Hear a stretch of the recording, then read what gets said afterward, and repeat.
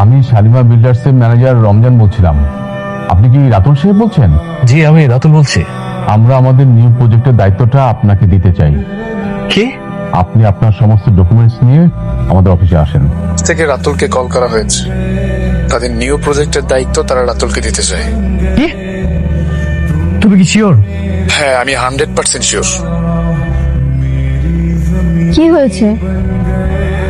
মেঘলা রাতুলকে প্রজেক্টটা দিয়ে দিয়েছে। কি?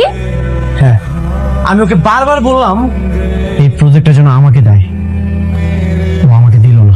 আজকে ওর সাথে আমার বোঝাপড়া আছে। আমি ভিতরে যাব, আর এত বড় সাহস আমার কোম্পানির টেন্ডার রিজেক্ট করে। এরকম চিৎকার চেঁচামেচি করতেছেন কেন? কেন চেঁচামেচি করছো তুমি বুঝতে পারছো না? তুমি কেন আমার ক্ষতি করার চেষ্টা করছো? তুমি কি আমার সাথে প্রতিশোধ দিচ্ছ? প্রতিশোধ? আর আপনার কি আফসোস, কোম্পানি যারা যোগ্য মনে করছে তারই প্রজেক্টটা দিচ্ছে।